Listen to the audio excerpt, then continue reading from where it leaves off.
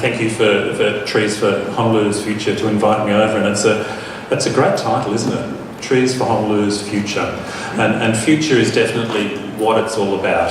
And what I'll do today is really just quickly run through the journey that we've been on in Melbourne for the last decade or so, and certainly would welcome you all to come down to Melbourne. It's a much better city than Sydney. I'm not being parochial in any way, shape or form, and I know if our mayor was here, he'd say that Melbourne's just been voted the most livable city in the world for the 7th year in a row. And you know, partly in a sense, what I'll talk about is how we're trying to make sure that livability is continued into the future. It's a pretty important thing. So here we go. Really, what I want to talk about is the journey that we've been on and where we're heading, and really just to indicate that whilst we've been working fairly solidly over the last decade, in particular with this program, we are just on the way. It's something that you can't just sort of stop and then start. It's what, in a sense, should be day-to-day business within the city. And a lot of our work has been about how to really sort of get day-to-day business as, you know, what we need for the future, and that's change. And in a sense, a lot of what we're about is that sort of change management process. Melbourne's a relatively young city. It was really only founded in the 1830s, and you know, certainly this image is from about 1880, and I'll show you this avenue of plane trees in a moment. But really, it's about the investment. It's around what's the legacy that we want to leave for future generations. We're benefiting from the decisions that were made 150 years ago, and for us it's really, we're at a stage where we now need to invest in the future, and what is the legacy that we leave for our children, our grandchildren, and going onwards, and the city. There's an enormous amount of change that goes on. And if any of you have been to Melbourne, you'd recognise this as the Yarra River, which is the main city that runs through the city, and there's a particularly nice spot here where artists, I think, like to gather. And you'll notice on the left of these images there's a really terrific looking eucalypt, which in a sense, you know, gives us an idea of how we've gone about inhabiting the land and how we've grown our city. And you can see in a relatively short period of time that tree is telling us quite starkly that it doesn't like the way we've gone about developing our city and how we live. And so, you know, you can see in a really short period of time, we've just completely sealed over the land. In a way, we've disconnected our city from nature and from the natural processes, and that's to the detriment of how we experience the space that we live in. And you can see now that that's, on the left is current, on the right is what it was. So the challenge that we've got now, in a sense, is if you look at that image on the left, is how do we reinsert greening into that space to confer all of the benefits that we know come through greening. This is a snap of Melbourne. You can see we've got a central business district, we've got residential areas surrounding, but also what's really important is you can see that those green spaces, and we've got our sort of hero, if you like, was Charles Latrobe, who was planning the city out, and he's very famous for not only the grid network of the central city, but he put aside those spaces for us, and part of the livability of the city is due to that foresight and that planning. So we're benefiting greatly. We obviously won't be able to create those huge green spaces into the future, but we need to be able to confer our legacy to ensure that in 150 years' time, Melbourne is still a fantastic place to live. Quick snapshot, we're a relatively small municipal area, 37.5 square kilometres, relatively small residential population. It's growing rapidly but quite small, but we do have up to 1 million people per day that sort of come in and occupy the city. So it's so in terms of sort of residents, visitors and workers, it's a really, you know, it's a huge number of people and has a strong impact on it. It's highly diverse, 121 different languages that are spoken, and you know, it's something that, you know, we're incredibly proud of. Give an idea of some of the trees. So if you go back to that black and white image that I showed from the 1880s, if you look on the right hand side, that's that avenue of plane trees now. So you can see how absolutely magnificent that is. and the building that's up behind the exhibition building was where that shot was taken from. And this is one of the very few World Heritage listed urban landscapes around the place, and you can sort of see why, Fitzroy Gardens. So we've got a lot of history, a lot that's been left behind, and that's really important. Faulkner Park, Birrumar is a new landscape. You can see on the right-hand side of the river, so that was a space that we've created, but the only new space that we've done, and that's by taking up rail yards, so repurposing the city to give us. So you can see we're very fortunate in a lot of what we've got. Our streetscapes on the left with elm trees, on the right Swanson Street, those plains at that stage probably about 15 years old, but a lot of change. But every time change occurs in the city now, we make sure that we are guided by principles which ensure leaving a good legacy for the future. Parks, residential streetscapes, you can see that a lot of our space is dominated by trees that were planted in excess of 100 years ago. A lot of those trees are getting to the end of their natural life, and we're starting to recognise what we need to do. Similar to Honolulu, we're losing green cover.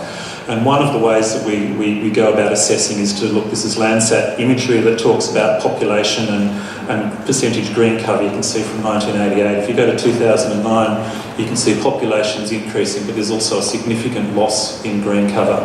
And that's hugely concerning for us, so we're doing a lot to work out how to get that reversed. And we know that there's examples around the world where you can do it. Here's looking at Singapore over the same period of time, where you can see percentage green cover and population. And go back. So that's 1986, then up to, might have been the wrong way around, sorry. So 2007, significant increase compared to 1986. And there's fantastic examples from around the world where cities are transforming and starting to look at green cover and livability. And Chongqing Stream in Seoul is one where we've gone from a freeway to a community space.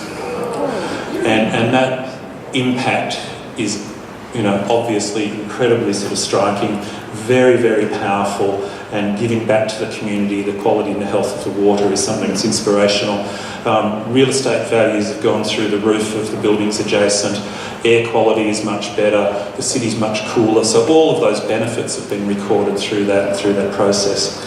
Other examples of things that inspired me, like the High Line in New York. I don't know how many of you have had the experience to go over there, but I love this story because the High Line was a defunct elevated rail that the government was going to pull down. Community got together and said, no, we value it, let's look at it, had a battle, the community won, which was fantastic, and so it's been turned into one of the most magnificent public spaces, and again, the uplift of value from that has been absolutely extraordinary, quite inspiring. And also all the way along the Hudson River, that's being redeveloped, and I like that if you can read the bottom line, there is a fence there, but one need never leave the confines of New York to get all the greenery one wishes. What a fantastic sentiment to have, and what a great way to be guided about how you're making change and delivering outcomes. And even, planting trees in spaces, the bottom right-hand side, you can see that's planted out on a wharf. So we've got the ability and the technological ingenuity to really sort of transform. Jumping back to Melbourne, in terms of a context, we're obviously part of that sort of ongoing journey. And these slides I put together, and this was sort of part of the beginnings of the development of our urban forest strategy. There, we came on the back of a 13-year drought, and if you look at the periods of drought, you can see there that there's a fairly significant impact on us. Water restrictions came in, but also the way that we started thinking about the role of vegetation and greening and trees in the city has really transformed. So instead of them being from a heritage perspective or amenity perspective, what we proffer is that the trees, the forest is part of the vital infrastructure of the city. It's just as important as the road network, as the telecommunications, etc. So the green infrastructure will provide us with extraordinary benefits if we get us right, and it makes sense from a livability perspective, from an economic perspective, from a resilience perspective to the changing climate. But you can see that the motivations and the thinking were vastly different for us. We've got, like all cities, we've got extraordinary challenges. population growth, urban heating, climate change are all having a huge impact already on what we do. And for us, really bringing this green infrastructure forward is a key component of our responses to these challenges. And this is our municipal strategic statement. And if you can see, if the colours come up, you can see on the east or the right-hand side are all of those magnificent parks that I talked about, those open green spaces. But a lot of our population growth and densification is occurring down the west or the left-hand side of our municipality. And if you look at it, there's not a chance that we're going to get those huge expanse and those huge tracts. So we've got to work out how it is that we go about inserting green into these spaces. And from a jurisdictional perspective, as council, we have responsibility for 30% of the footprint of the space that we're in, and of that 30%, 80% is in roadways. So for us, rethinking and repurposing the city to give us space, to give us the green, is very much part of what we're going to be doing. And roads in particular offer us a huge opportunity, and this is a bit of forecasting of modal share. And you can see that between 2009 and up to 2030, how people in the city use the road network is going to be transforming. We're moving away from car and motor vehicle use, much more public transport, walking, cycling, etc. So the function of roads, which were traditionally built to just carry a motor vehicle and to capture rainfall and do drainage, they need to offer a lot more. So a lot of our work is rethinking, repurposing.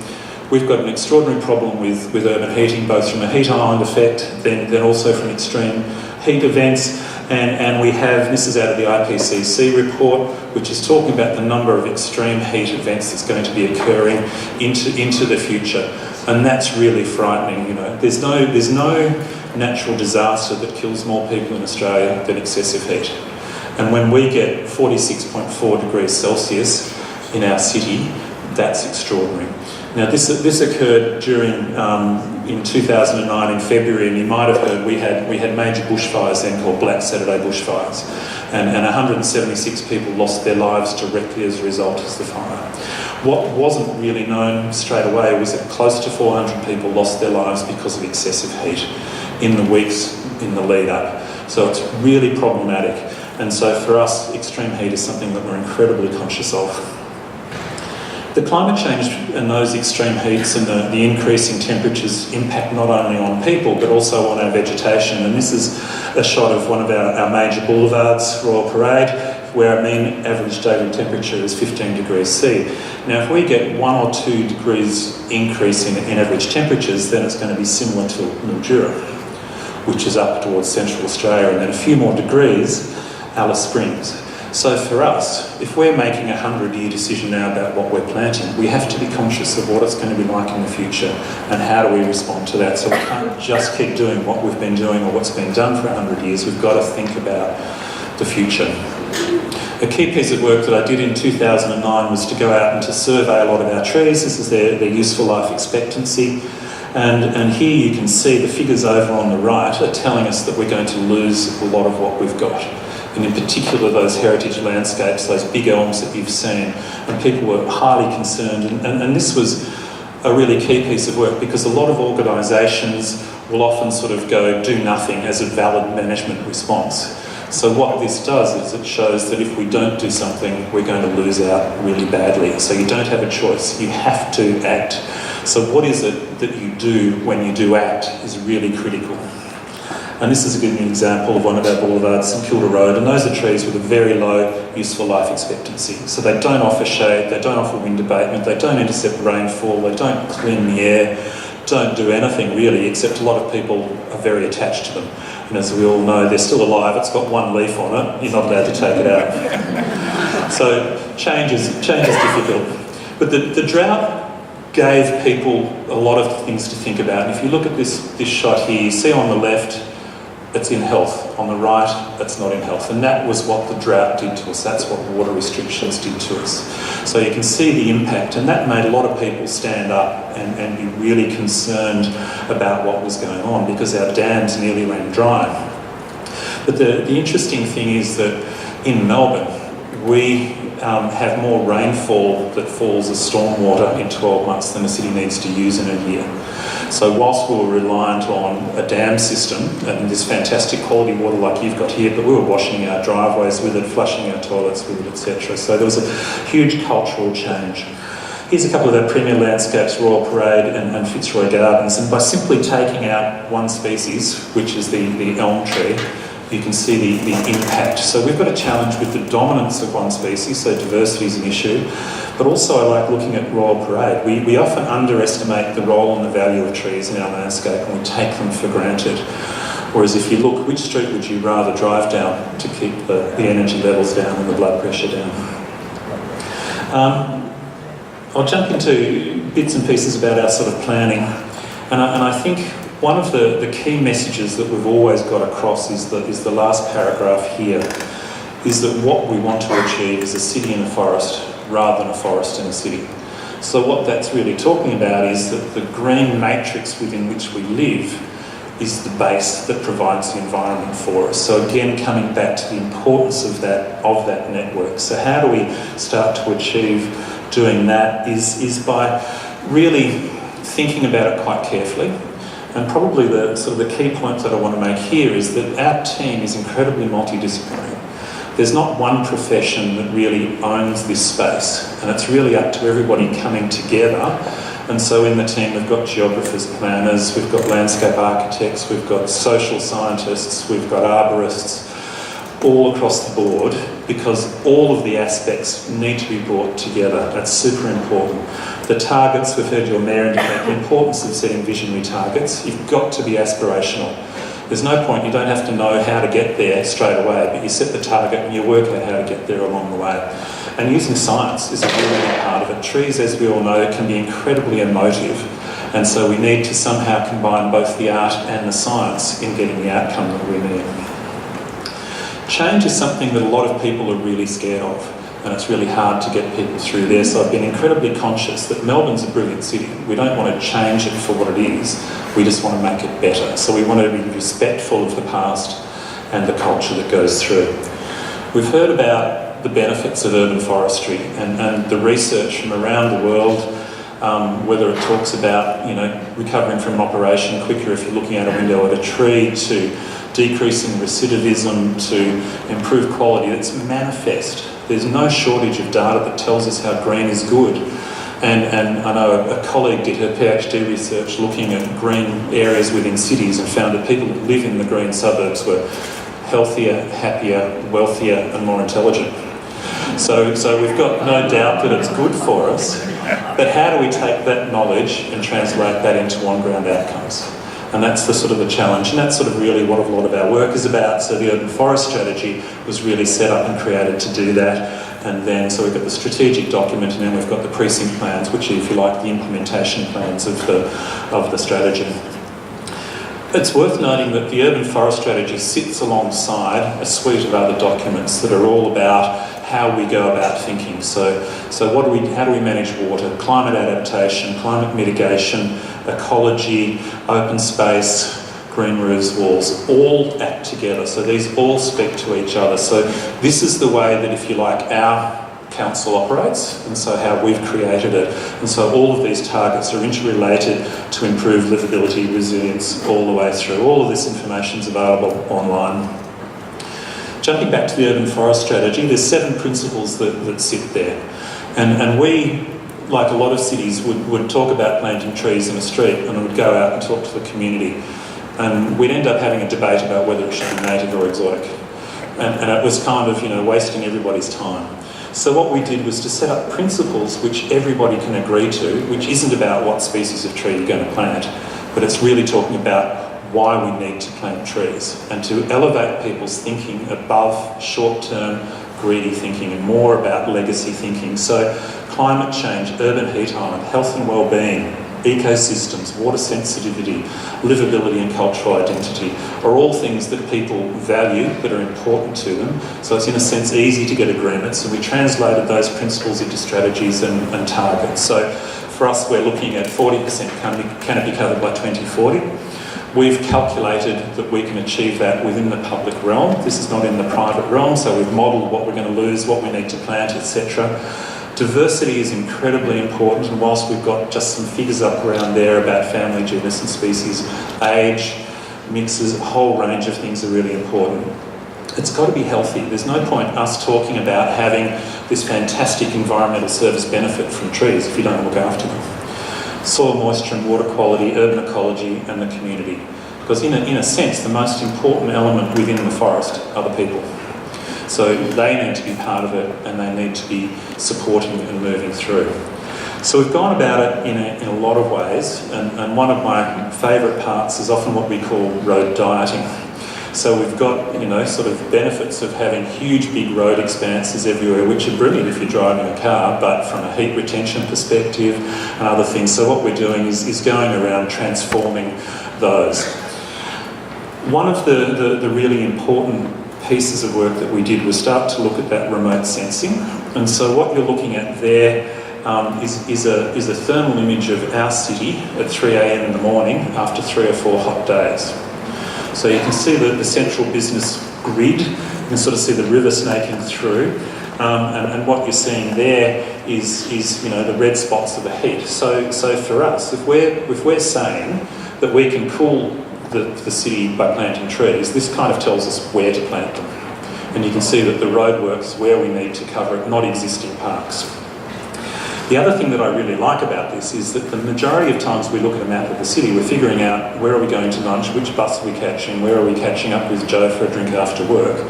You look at this and you start to think of the city from an ecology perspective, that the city's alive. Those of you that follow tennis, I don't know if you ever watched the Australian Open, and you'll think back and you'll think, what is one of the main topics of conversation? It's how hot centre court is. Look at the bottom right-hand triangle next to the river. It's just got a pointer on it.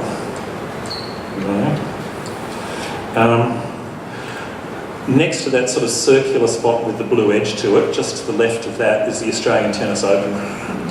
It's one of the hottest spots in the city. So how we design our city is really important. And here just showing, this is just again a thermal image that shows in the background the verticality, the green. It's not just the ground plane that really works. And I use this, it's one of my favourite trees, and this is a London plane tree that's in Russell Street, and it kind of does everything that we want a tree to do in the city. It's great, it's big, it's got a huge, big, rich canopy. We know that big trees give us 75% more environmental service benefits than small trees. It's not in a footpath that's lifting it up, it's not having to be cleared from property boundaries or from power lines and everything, and it's much bigger than the trees that are up the hill behind us, and we sort of go, why? But if you look at that piece of artwork, that sculpture that's in the foreground, below that used to be an underground toilet. So this tree is sort of growing in an accidental water-sensitive urban design tree pit. So it's getting a feed, it's getting a drink, but it kind of tells us what we need to do in the future. And from a benefit perspective, just look at those surface temperatures under the canopy of the tree. It's half that in the surrounding area. And if we look at it from a two-dimensional surface perspective, the top left is that one tree. So on the left, that block has about 27% canopy cover.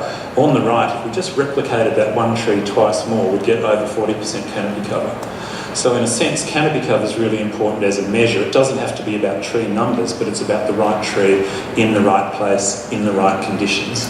And it's also about the role of water in the city. This is a park area, unirrigated. In the foreground, it's just bare dirt, so it's just as hot as asphalt. So the role and function of water in cooling the city is absolutely critical. And we do a lot of sort of modelling, we do a lot of demonstrating about how to, and what does that doubling of canopy cover actually start to look like. Road dieting. How do we create the spaces for trees? How do we create the spaces for parks and for permeability and for people? And this is an example of one project. So on the left you see the before, on the right's the after. You can see on the left where it says Crown Land, so that was a 500 square metre patch. On the right we've now got a 5,000 square metre park, and we've simply done that by reducing asphalt. So it's repurposing the city, rethinking. And what we have on the right is a great space for people. Just up the top right of this image is a primary school. And we've now got, instead of a complex two-way system that was dangerous for pedestrians and cyclists, and it's a major bus route, we've now got a one-way system, so it's much safer. The other really good thing about this is that council owns the road. So if we were going to create a park in this area of North Melbourne, it would have cost us about $18 million to purchase that land. We built that park for $2 million. So it makes sense to repurpose, to change things over. And that's that park. So it's got water-sensitive urban design, other trees. The other really good thing about this is that we have fantastic support within our hierarchy. And so this was the release a couple of years ago of our capital works plan. So front and centre is our green infrastructure. So our elected officials recognise the value of creating parks and doing things there. This is another project that we're doing, South Bank Boulevard. You can see the dashed line between the park and the river. So what we're doing there, that road was originally built to transport about 50,000 vehicles a day. They changed the end destination, so it dropped down to about 10,000 people per day. So we can reduce it down to 2 lanes on the northern side. We'll get a 2.5 hectare linear park out of that. That'll cost us about $33 million to do. If we'd gone out and purchased it at land value, $175 million.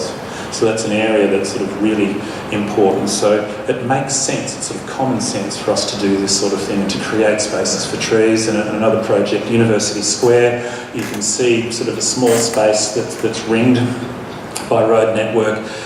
One of the things that we do from a community perspective is, instead of going out and giving people sort of option A and option B because we're the professionals and we know best, we actually go out to the community and ask them what they want. And so when we went out and said, what do you want us to do in University Square, this is what came back. So this forms the basis of what we call an ideas plan, which we then put back and then develop up. And it's a really good way to get support for what you do, and rather than have opposition, and obviously it aligns to all of our strategic directions that we put together. And this is where we got up to with translating that ideas plan coming across. And what's fantastic about this project is that we'll get about a 40% increase in green space. We're getting rid of 2 roadways completely, and we're creating a space that's going to be active and well used and loved by the community, and we get a significant increase in trees. And some of the graphics, if you look at the sort of the existing and then below, just look from that grey line to that green line in terms of permeability, etc., and activity, it's going to make a huge difference. There's going to be a lot of on-site activity. We're partnering with the university to manage and deliver some of the outcomes that come through. And you know, it'll be super exciting. We do a lot of monitoring and evaluation. You need to know where you're going, how you're performing, where you need to get to. And so on a regular basis, on an annual basis, we remap our canopy cover, we break it down to precincts. So we measure progress against where we need to get to. And being able to convey that and to keep the story going is super important for us. And you can see overall in the city we're tracking really quite well to get up to that 40% canopy cover. Some areas are going to be lower, some will be higher. Diversity is something that you can't underestimate the importance of. And this particular sort of issue highlighted for me that monocultures aren't really good. If some of you are really lucky enough to have had a canal boat holiday in France, you might have gone down the Canal du Midi, which runs from Toulouse down to the Mediterranean, and it's a World Heritage listed landscape. And it's that because somebody 100 plus years ago had the foresight to plant, I think, 24,000 London plane trees. The French government's now removing 24,000 London plane trees because one fungus has got in. And that fungus has been transferred up and down by the ropes that tie the boats to the bank overnight. So a monoculture can be devastating. So you can lose a lot if you don't look after it. In our central business district, early on we thought that London planes were this bulletproof tree that would grow anywhere and be fantastic. We found out they're not, but we have 75% of our trees in the CBD are one species.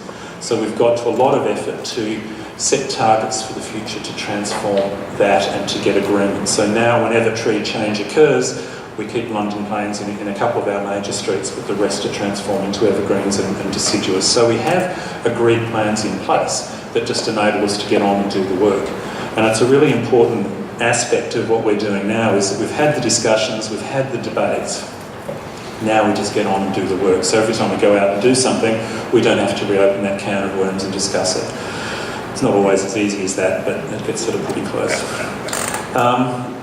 The other piece that we did, which was a really good piece of research that we did in conjunction with Melbourne University, was to try and get an understanding of what trees we should be planting, what of the species that we have existing that are going to cope with those rising temperatures into the future. So we looked at a lot of cities around the world, and what we found out was that one of the most limiting factors for trees is increasing heat.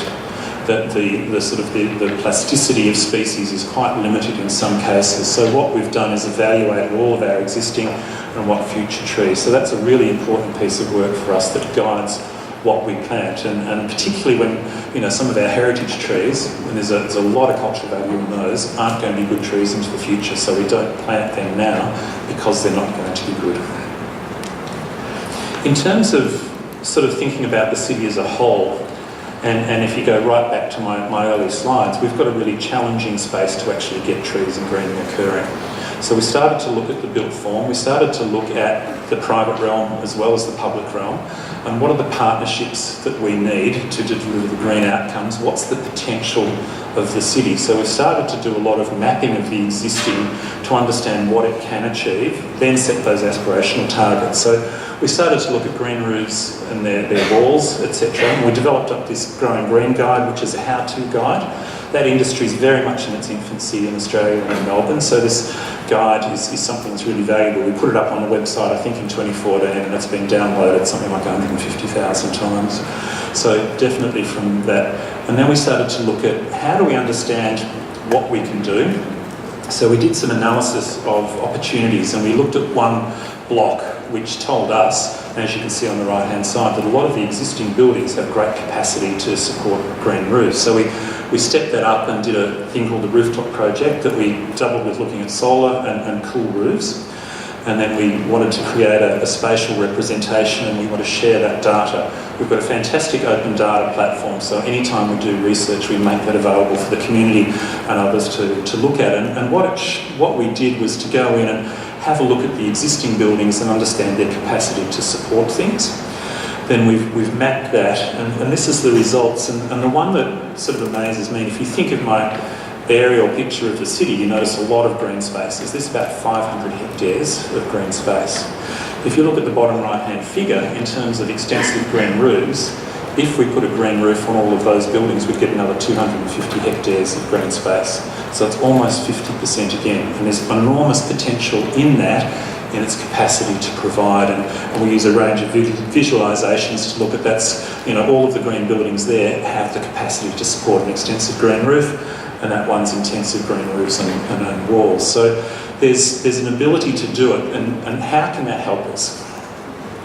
If you look at this map here, it's what we call the Elizabeth Street catchment, and that's one water catchment that fits entirely within our municipal boundary, so we can have an impact on looking at that. And where it meets the river down the bottom, there's sort of a bit of a blockage, and we often get floods, which is a bit problematic for shopkeepers and trams and public transport and those things. But we worked out that the current rating from our water authority is extreme for a flood event, and if we wanted to shift that down to high, then we'd need to hold back 6.8 megalitres of water, which seems like a lot. But when we modelled the capacity, if we put extensive green roofs in that catchment, we discovered that if 25% of the buildings that could support a green roof put it in, they'd hold back close to 30 megalitres of water. So in terms of avoidance of flood and impact, the capacity is absolutely extraordinary, and the capacity to model is really quite powerful. So as we're now starting to look at mandating for green roofs through a planning scheme, this sort of information is highly valuable in supporting that business case to get that locked in. We also sort of look at untapped potential, and we did a bit of work around greening your laneway. And some of you, if you know Melbourne, it's quite famous for its laneways, but mostly for its coffee shops and other things like that. But we also did a bit of evaluation, and we went in and looked at something like 200 odd laneways that we've got. We looked at it for solar, we looked at it for wind, we looked at it from physical access, so where do we need the trucks and vehicle movements and all those sorts of things. And then we worked out that we had something like, from a wall perspective, 170 hectares of walls that were available for greening and about 45 hectares of ground plane. So again, huge potential. So we did that evaluation, then we put it out to the community and said, are you interested in partnering with us? Because if we're going to green a wall, we don't own the wall, we need the building owner to sort of do it. So we thought, how do we get into that private run partnership? So we put this up online for 2 weeks. We had over 800 nominations come back in 2 weeks. We evaluated those and ended up doing 4 laneways. And so that's been an exciting prospect. And it was interesting that once we'd announced that we were going to do them, I noticed there was a shop for rent in one of the laneways. And so the real estate advertising was soon to be one of Melbourne's green your laneways.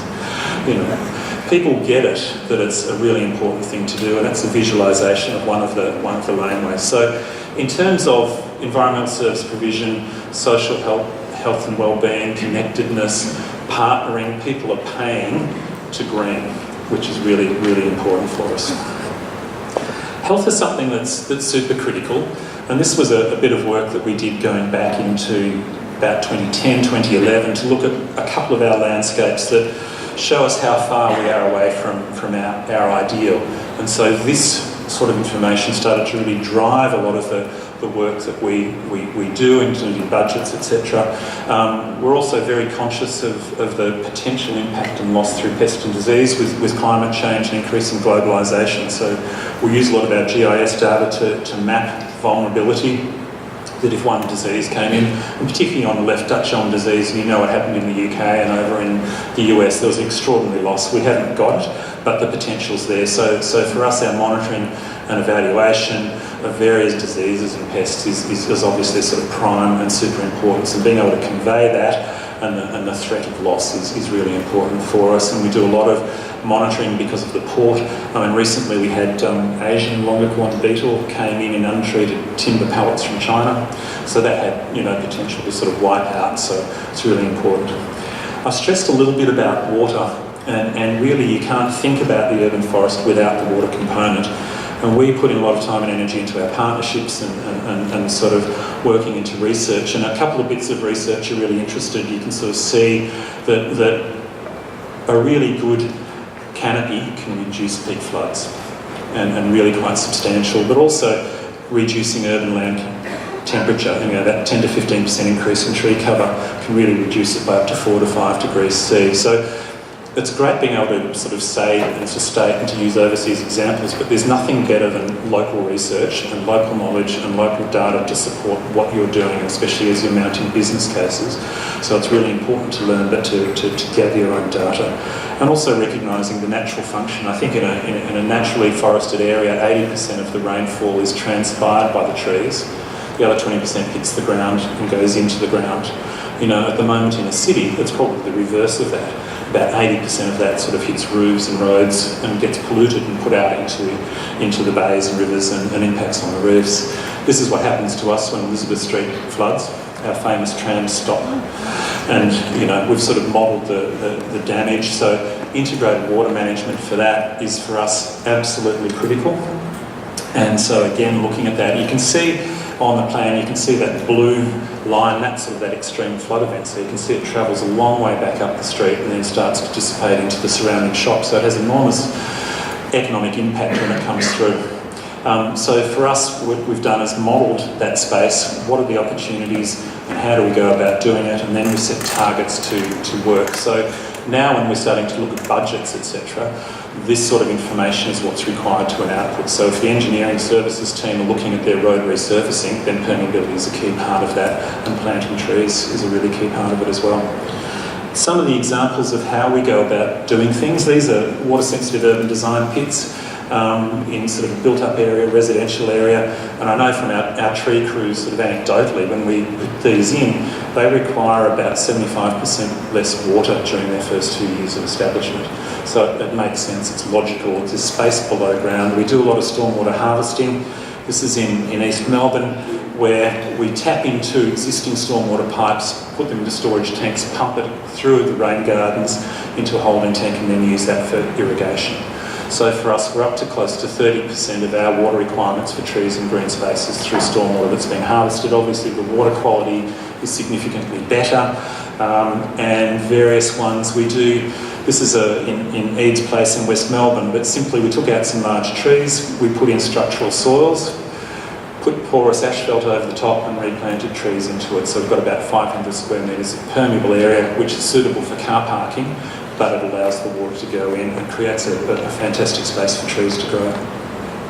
And also in our sort of civic areas, we've been rolling out bluestone paving throughout as part of the quality of the city, but the engineers love it because they put it on a concrete slab that's reinforced and it's about that thick. But if you're a tree, you don't like that so much. And from a heat perspective, it really adds a lot. So what we're doing is we've just come up with a well-designed output, which is structural soils, back of curb, paving units within sand. So we've got permeability, we've got transpiration, we've got spaces for the trees to grow. We also do a lot of work around advocacy. If you're interested in any of the work that we've done around urban water, we've got an urban water website which really talks about both for general community to understand sort of the water cycle, what it's about. So education's a really important part of what we actually do. We also put in a lot of learnings, and as I say up the top, it's largely for our community conversation about making the invisible visible. And here you can see a 5 meg water tank in Fitzroy Gardens. What we did was reduce the depot down by 50%, put the water tank underneath, and then returned green space to the community. You can see on the right with a cafe there. That gives us about 80% of our water requirements for that space, which is pretty good. And technical details on how these fly-throughs work and different things, and then some of our learnings with tech notes, etc. So it's a very valuable website. Ecology is something that we're incredibly conscious of the value of in the city, and a lot of people have been talking about the importance of biodiversity. They've been talking about the importance of recreating natural vegetation to support the biodiversity.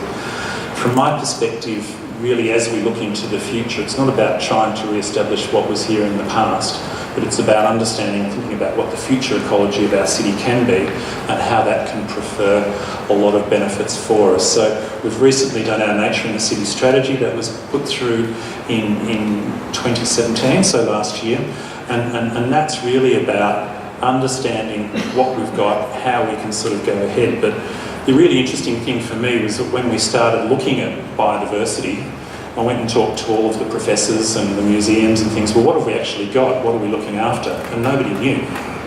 You know, there was very scant information around what was the ecology of the city. I mean, we know about possums and foxes and the things that we don't like, fruit bats and things like that. But we didn't have a lot of knowledge about what was there. So we've undertaken a series of what we call bioblitzes, so community science, where we just sort of go out and get people monitoring. And we've discovered some of the most amazing things. And one of them, we have these microbats that live in some of our major parks. They're about the size of a matchbox. And I'd never sort of really heard about them. They're these incredibly ugly looking little tiny things. But what I found out from talking to bat specialists is that they have creche trees. So all of the kids go in and get looked after by one or two of the adults. And then they have flying school. So there's 2 or 3 adults that go out and teach all of the young bats to fly. But you never see them because it's at night time when they come out, but they each one eats 15,000 mosquitoes per day, etc., etc. So again, making the invisible visible is really important for us. And one of the things that we did was work with researchers, and we developed this book. It's a children's book, and that's come out of a piece of research where we commissioned the university to go out and understand about a range of about 20 or 30 different species, and then we've converted to that, and we now go out and do book readings in primary schools and different things. But again, that really important sort of educative component of what we do. We've got a very strong citizen forester program where we have about 350 people signed up that sort of go through an indoctrination process with us, perhaps an induction process.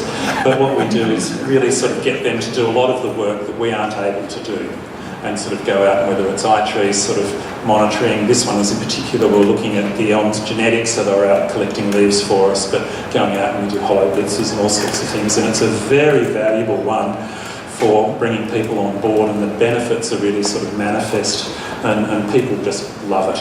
And we found that going out and talking to the community through all of our research and engagement was that there was this overwhelming desire to work with us. So this program is really there to enable people to actually do the work. I talked about sort of art and science coming in. We often use art whenever possible, and we did some work around connecting people to nature, and we had an artist who was there drawing it up and capturing what was the dialogue there. So, you know, it's really sort of quite important. Obviously, Melbourne's very famous for its trams, and then we're talking about nature corridors and connecting people with nature. So I think it's important to share the joy of what we're doing at the same time as we're working with science. And I'll focus a little bit on community engagement, and probably one of the most important things that we did was go out and talk to the community. And as we're developing up the strategy, I think I started talking in about 2009, and I think I've nearly stopped talking. But for the first 3 years, it was really just going out and talking to people and getting the community on board.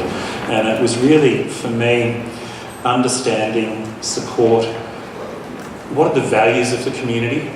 Is what we're thinking is the right thing to do reflected by those values? So it's a really important feedback loop. Be meaningful, be really honest. And I can remember talking to our marketing people, and I was doing some press releases, and they said, write it as though it's for a 12-year-old. And it was a completely wrong thing to do. So we've gone out and had a really educated conversation, and we've learnt so much. It's been absolutely really important. And empowering. And I think that when we were talking, climate change was probably at its peak. And I think most of the people in the community thought that climate change belonged to that lab-coated scientists up in CSIRO in Canberra. What we've done is convinced everybody that by taking an urban forest approach, everybody has a way to respond to climate change. So it's incredibly empowering for people.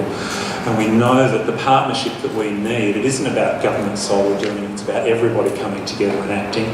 So we use the IAPT spectrum. So over that collaborate, empower, is where we started to operate. It takes more time, and you have to be a little bit brave, and a lot of local governments are often a bit afraid of allowing people to have decision-making abilities, but the more you do that, the better outcome that you actually get, and that sort of participatory governance is a really rich and rewarding space to actually get into. And we also recognise that we're in a changing world. You know, we know we have sort of the typical town hall meetings with the usual suspects that are there, but we wanted to get out to the silent majority. We know that baby boomers, Gen X, Gen Y, millennials all have different motivations and different ways to communicate. So we did a lot of work around it. We did Urban Forest, the video. We went out and had an art and design competition that was really, really very rich. And some of the stuff and the imagery that's sort of come back, that one on the left, is used all over the place now with sort of greening the city with green roofs, etc. Children get it more than anybody else gets it, you know, and it's really simple. So how do we empower them and have their voice come in and have that, you know, environment which is for the 8-year-olds and for the 80-year-olds, and not just for fit, healthy 35-year-olds that a lot of people tend to design cities for. We commissioned artists like Michael Looney to do an urban forest painting for us. We partnered with other sort of sectors, and that was a doctor that talked about the importance of trees and air quality. So for us, we're recognising that having external champions was really important for us. There's nothing like somebody else advocating for your work. It carries 7 times the weight than if you stand up and talk about it yourself. And for us, doctors are one of the most recognised, respected professionals, so why not then tell people to plant trees and to write green prescriptions rather than for value, you know, go out and walk in a park instead and get some exercise. And in a sense, if we're talking about improving health and well-being, who's going to get the benefit from that? The medical system. How do we get the dollars that's saved in the medical system turned into greening so that we reduce it? You know, our studies during heat waves and having cooler cities showed that visitation from ambulances dropped right down. So the data's there. Our Lord Mayor Robert Doyle at the time, he was a great champion, and I think sort of echoing your Mayor's comments there's few political, budgetary or policy decisions that must deliver for people in 100 years' time. How do we get away from the political term and the financial year to making and getting everybody to agree what those long-term decisions are? It's super important. So we had a fantastic dialogue with our major newspapers and the media. We had editorials that were written that were unasked for. So a lot of people, you know, the planet sort of aligned in a way, and it was really good. We had on the left, you can see Susie Holt from South Yarra, and I have to be a little bit cynical, she's got a shop in the city that sells Gucci handbags. She didn't like what we were doing, but then the Friends of the Elms came out and said, but it's really good. So people will defend you, so you don't have to defend yourself. You know, the Lord Mayor, and he sort of, I think we're doing a monthly column at the time, sort of wrote about it. The other thing that we found was that in our discussions, people wanted to work with us, wanted to connect to nature. So we're thinking about all of the ways to do that, and one of them was to make our data available for everybody. So we've created this website, and you can jump on board now. And so all the information that we've got about our trees is available for people that can go on and just click, and it'll tell you what the species is, what the useful life expectancy is. And then we thought, wouldn't it be great if people could, you know, sort of help out and let, you know, you can do some analysis on useful life expectancy, but we thought if people could let us know if there was a problem with a tree, it would be really good. So we gave each of our trees an individual email address. So you can go and click onto any of our trees, and if you're so minded, you can write it an email. And we thought this will be good, people will tell us it's, you know, got a branch down or whatever, and on the right there you can see those white dots are all of the trees that have received emails. What we found though was that we created this space where people wanted to express their emotional connection to trees. So we've ended up with many years of almost love letters written to our trees. We've had trees in the Florida Everglades writing to our trees. We've got trees in Austria writing to our trees. We had somebody in Greece who was writing to one of our cedars to get advice on the global financial crisis, which was interesting because we were working with an economist at the time, so we got him to write this detailed response. But the closeout line was, but what would I know? I'm only a tree.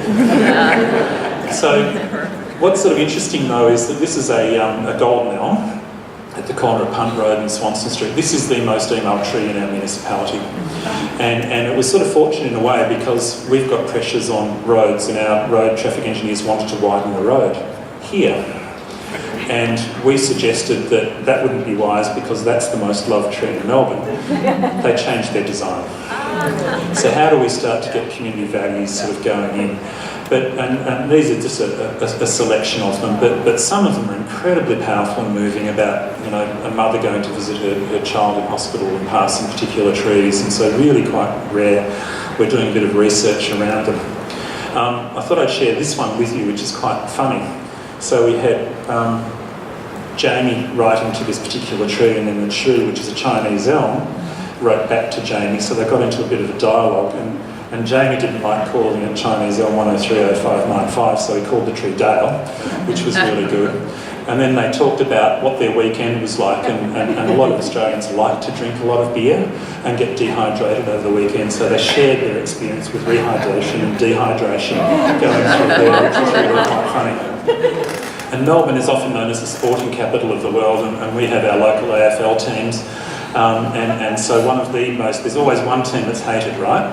So that's Collingwood. So of course, Jamie's asking Dale to drop a branch on a Collingwood player's head as the Collingwood player walks past. But this is sort of something that inadvertently became a bit of a phenomenon which has got sort of worldwide coverage, whether it's through the Smithsonian or Gizmodo.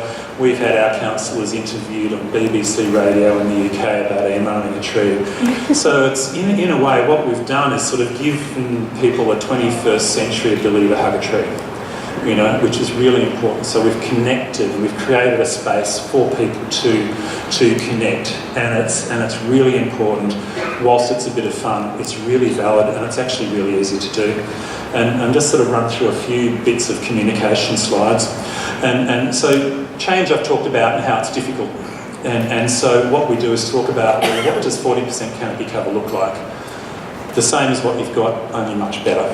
So it's not going to be a change to the detriment. And potential loss, we did a bit of work with our useful life expectancies to gather for people. So looking at this part of Birrarungmar, which used to be a road, so the elm trees along the edge, this was them in the 1950s. We took the trees out, superimposed them with modelled trees through a GIS-linked camera from a helicopter flight. So what we've done is to show that if we don't act very quickly, you're going to end up with a landscape which has nothing. But if you act in that successional planning and active. By the time you get down to 20 years down the track, you've got a mature landscape. And it's a really simple choice to make. We know that change is going to occur, that we're going to lose stuff, but if you want a mature landscape, to run it that way. And some of the feedback that we got from the community through our processes was really quite fantastic. Professor Lindsay Falvey from the university talked about the importance of applied science in doing what we do. And that intercity rivalry, the third one in the dark, you can see it's a great idea and one that I'm sure we'll see replicated in Sydney in the not too distant future. We're not competitive between cities. And just to sort of run through really sort of quickly, I think the other point that I'd like to make is that we developed up the precinct plans for the urban forest with the community. We put a lot of time and effort into it, and we've created a lot of wordles. And what's important here is that this is looking at 2 precincts. So the top left and bottom right are what people want their future urban forest to look like, and across there was their character of it. And you can see that there's repetition, and so this is highly valuable when we go to our elected officials and ask for budgets, because we're telling them what the community wants. And what they want is green, and they want leaves and shady, and we did a lot of work understanding preferences for us. You can see on the left, consistently people want colour. It's more about nature in the city to develop up these plans. These are all online. We co-designed with the community, so the vision statement within each of these is written by the community. It's not by us imposing, it's the community going out there and actually establishing what it is that we want to see. And quickly you can see on the left, these aren't just tree planting plans, they're ones which understand the ecology of the city, the soils, the hydrology, the aspect, etc. It's really super important jumping through.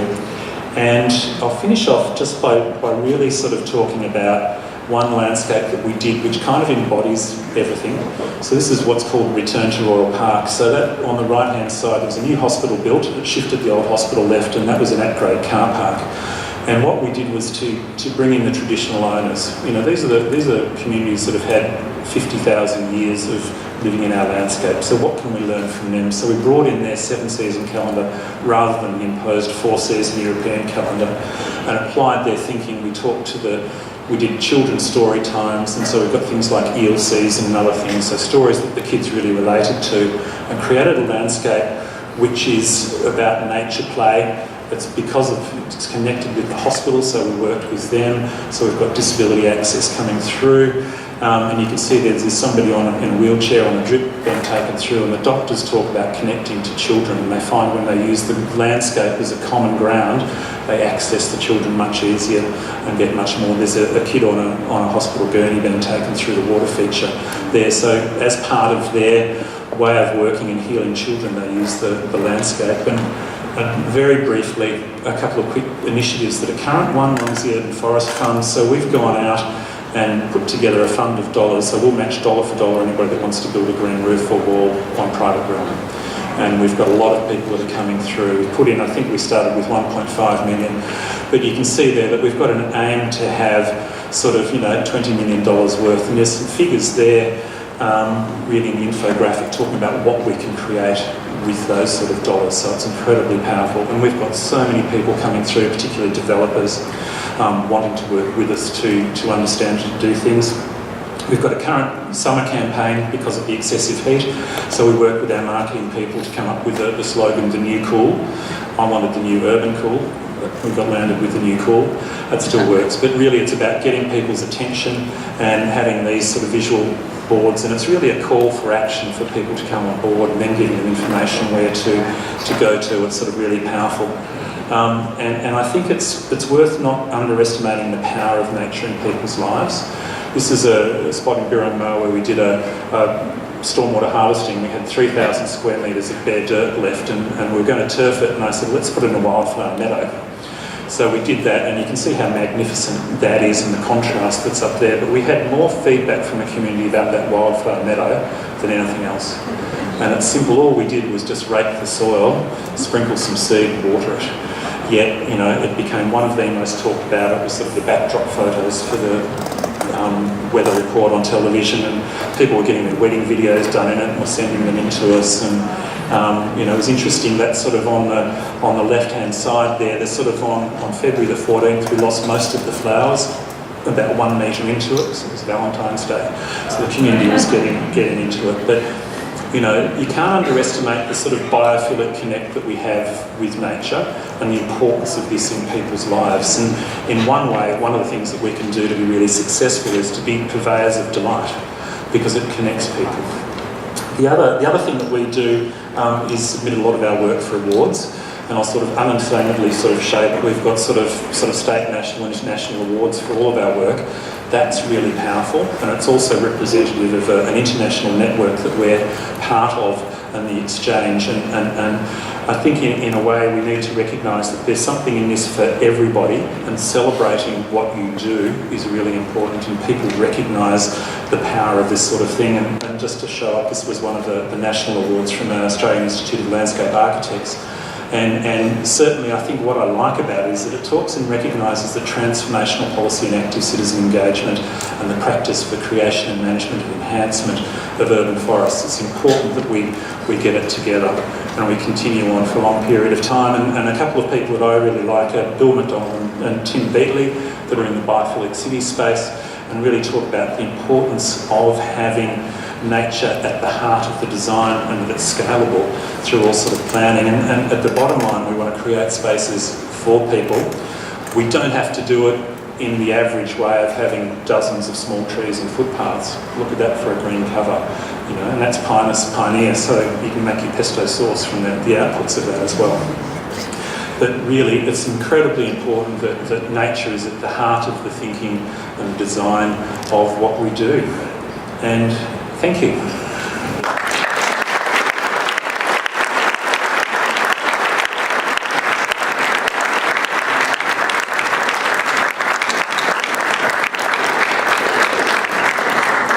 I just want to thank whoever brought Ian Shears here. You know, I have to say, listening to him as mayor was inspirational, but also very scary, because you have much work to do. But he laid a way forward for us. And I want to thank Ian. I want to offer him a job at the City and County of Homeland. That is there. And I wanted that one. I mean, that wasn't it lovely, this emailing a tree? And for some reason, when he was talking about it, I thought of this. I remember when I was in high school, we read Anne Frank's diary. And in that diary, she talks about a tree that you could see from her attic on the back side of the house. A couple of years ago, I went to Amsterdam with my wife and daughter and went to that attic. That tree is still growing there. That tree that witnessed horrors, the worst in the history of man. That in the diary, and it gave her hope. She watched the tree's leaves change and fall, the seasons of time. That tree is there today, saying there is hope. And it connects, you know, like emailing, it connects that time to this time. That's what trees are about. Ian, you are great. I would love to spend more time talking with you at some point, and I think I'm going to visit your city now.